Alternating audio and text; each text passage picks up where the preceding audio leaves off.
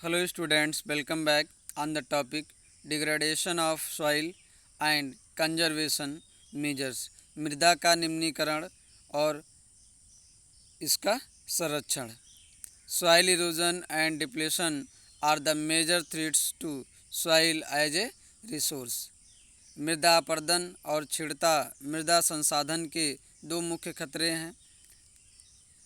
Both human and natural factors can lead to degradation of soil। तो ये human और natural दोनों factors जो है भूमि को निम्नीकरण कर सकते हैं। Factors which lead to soil degradation are, वो फैक्टर्स रिस्पॉन्सिबल हैं जो सॉइल के निम्नीकरण के लिए जिम्मेदार हैं। Factors which lead to soil degradation are deforestation, वनोन्मूलन, ओवरग्रीजिंग, अतिचारण, over use of chemical fertilisers, अत्यधिक मात्रा में रासायनिक उर्वरकों का प्रयोग, आर पेस्टिसाइड। तो ये जो खरपतवार नाशक यूज होता है, रेन वाश, बारिश की तेज़ बारिश की वजह से जो अर्थ सरफेस की जो फर्टाइल सॉइल है ये जो वॉश आउट हो जाती है, लैंडस्लाइड, भूस्खलन एंड फ्लड्स। तो ये फैक्टर्स हैं सॉइल डिग्रेडेशन के। Some methods of soil conservation are listed below. तो कुछ तरीके अपना करके हम सॉइल को कंजर्व कर सकते हैं, इसका निम्नीकरण होने से बचा सकते हैं, इसके अपरदन होने से रोक सकते हैं। मल्चिंग, फर्स्ट क्या है मल्चिंग।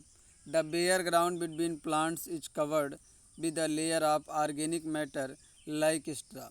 तो जो बेयर ग्राउंड है, जो खुली ज़मीनें हैं बिटवीन प्लांट्स, पौधों के बीच में, उसको हम ऑर्गेनिक मैटर जैसे स्ट्रा, पुआल हो गया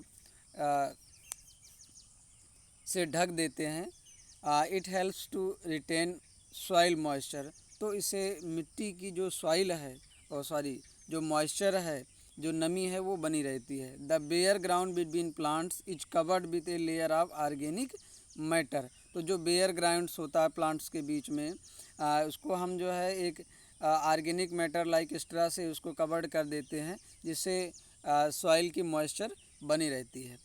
नेक्स्ट है contour barriers.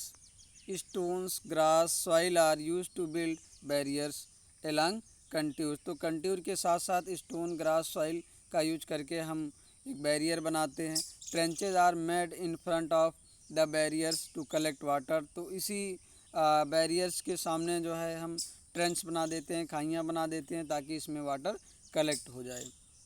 Rock dam, rocks are piled up to slow down the flow of water. तो रॉक्स को पाइल्ड अप कर दिया जाता है ताकि जो वाटर का फ्लो है वो रुक जाए। This prevents gullies and further soil loss. ये गलीज को रोकता है और सॉइल लॉस भी नहीं होती है। यहाँ पे देखिए कुछ इमेज दी गई हैं, इसमें टेरेस फार्मिंग देखिए सीढ़ीदार स्टेप बाय स्टेप आपको लग रहा है। तो अगर यहाँ पे डायरेक्ट जुताई हो पहाड़ों से नीचे की तरफ, तो क्या होगा कि बारिश में, तेज़ बारिश से जो सॉइल है वो कट के बह जाएगी। तो यहाँ पे टेरेस फार्मिंग किया गया स्टेप बाय स्टेप, इससे सॉइल इरोजन कम होता है। नेक्स्ट इमेज है कंटूर प्लोइंग का, और यहाँ पे बगल में फिगर नंबर 2.7 में शेल्टर बेल्ट लगे हैं। एक तरह से बाउंड्री क्रिएट किया गया है कोस्टल एरिया में, जहाँ पे हवाएं तेज़ चलती हैं, तो ये हवाओं के वेग को कम करता है, जिससे सॉइल इरोजन कम होता है। Terrace farming, broad flat steps are terraces are made on the steep slopes so that flat surface are available to grow crops. तो जो पहाड़ियों पर जो है ये बड़े बड़े खेत बना दिए जाते हैं, एक फ्लैट सरफेस बना दिया जाता है ताकि उस पर खेती आसानी से की जा सके और सॉइल इरोजन कम हो। ब्रॉड फ्लैट मतलब चौड़े स्टेप्स बना दिए जाते हैं पहाड़ियों पर।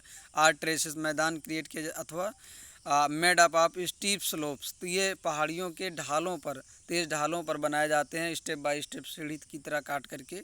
सो that flat surface are available to grow crops, ताकि फ्लैट सरफेस अवेलेबल हो जाए पहाड़ियों पर फसल उगाने के लिए।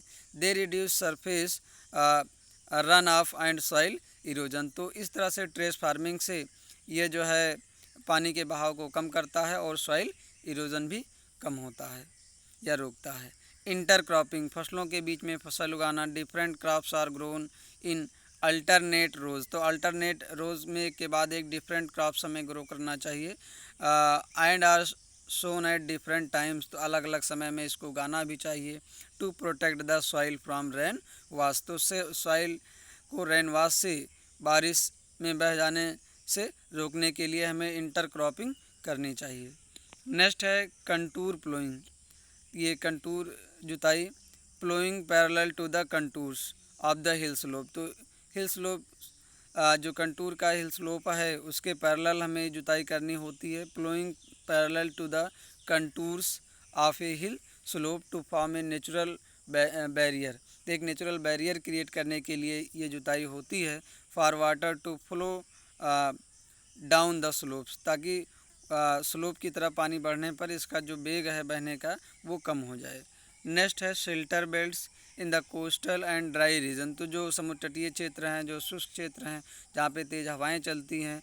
रोज ऑफ ट्रीज आर प्लांटेड, तो पेड़ों के कतारें लगाई जाती हैं। To check the wind movements to protect soil cover, तो सॉइल कवर को प्रोटेक्ट करने के लिए मिट्टी कट करके या दूसरी जगह जा कर के उड़ करके न डिपॉजिट हो, इसलिए जो है हम शेल्टर बेल्ट जो है कोस्टल एरिया में और ड्राई रीजन में हम शेल्टर बेल्ट्स लगाते हैं सॉइल इरोजन को चेक करने के लिए। नेक्स्ट है एक्टिविटी है take two trays A and B of same size. A और बी सेम साइज़ का जो है ट्रे लिया गया है। Make 6 holes at the end of this tray, और इसके एंड में 6 होल्स बना दिए गए हैं। And then fill them with the same amount of soil, फिर दोनों ट्रे में समान मात्रा में मिट्टी डाल दी गई है। Leave the soil in tray A bare, एक को बेयर छोड़ देना है, मीन्स इसमें कुछ नहीं रखना है, कुछ नहीं डालना है। While sow wheat and rice grain in the tray B, और इसमें ट्रे बी में व्हीट और राइस ग्रेन के दाने जो है की बुआई कर देना है। When the grain in the tray B has grown a few centimetres high, जब भी ट्रे में कुछ सेंटीमीटर तक ये पौधे निकल आते हैं व्हीट और राइस के, place both the tray in such a way that they are on a slope, तो एक ही स्लोप पे दोनों ट्रे को रखना है। Power 1 mug of water from the same height into each tray, तो दोनों ट्रे में सेम ऊंचाई से पानी को उड़ेलना है। Collect the muddy water that trickles down the hole of the both trays in the separate containers, दोनों कंटेनर्स में जो है मडी वाटर्स को कलेक्ट कर लेना है। And compare how much soil is washed out of each tray, और ये कंपेयर करना है कि इसमें ज़्यादा सॉइल वाश्ड आउट हुई है, बह करके मिट्टी के साथ आई है। तो आप ये ऑब्जर्व करेंगे इस एक्टिविटी में, तो जिसमें ये प्लांट्स ग्रो किए गए हैं व्हीट और राइस के, तो इसमें सॉइल इरोजन कम होगा, क्योंकि ये सॉइल इरोजन को चेक करते हैं पेड़ पौधे। और जहाँ पे कुछ नहीं है, बेयर लैंड है, खाली ज़मीनें हैं, तो वहाँ पे इसमें सॉइल इरोजन ज़्यादा होगा, मृदा का अपरदन ज़्यादा होगा। Thank you.